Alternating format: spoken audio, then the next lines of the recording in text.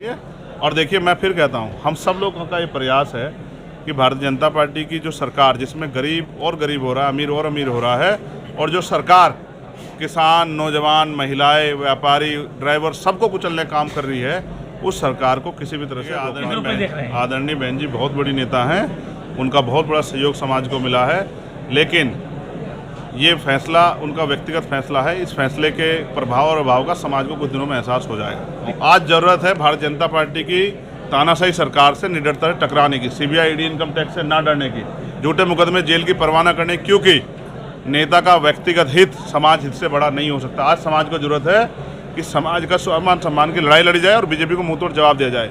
तो हम उसकी तैयारी कर रहे हैं, और मैं आपको विश्वास से कहता हूँ कि आज़ाद समाज पार्टी का एक एक कार्यकर्ता भारतीय जनता पार्टी को उत्तर प्रदेश और देश में रोकने के लिए पूर्ण रूप से संकल्पित है, और वो मेहनत करेगा। और हम भी अपने खून का एक एक कतरा इस देश में कमजोर वर्ग के लोगों को शासन सत्ता में लाने में लगा देंगे। आप उनसे पूछ सकते हैं। ईडी सीबीआई की आपने बात किया, मैंने तो आपको भाजपा यही तो कर रही है। आपने देखा नहीं क्या कि भाजपा कभी किसी नेता के घर ईडी लगा देती है, कभी किसी के, मैं तो बहुत दिन से सरकारी मशीन का दुरुपयोग कर रही है।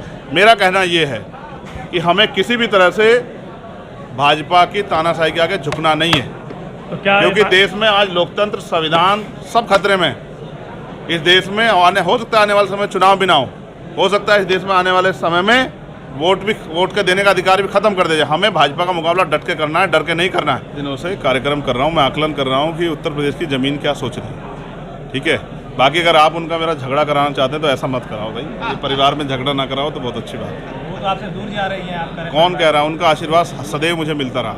आज हम जो कुछ है यहाँ उनकी वजह से है। उन्होंने हमें जो सिखाया उनसे सीख के हम आगे बढ़ रहे हैं। ये कहना आसान है, और इसको प्रैक्टिकली जब ज़मीन पे आप देखोगे तो बहुत वो है। तो मैं तो उनका धन्यवाद दूंगा, और मैं तो कुदरत से प्रार्थना कर रहा हूँ दीर्घायु और उनका आशीर्वाद जैसे हमें मिलता रहे।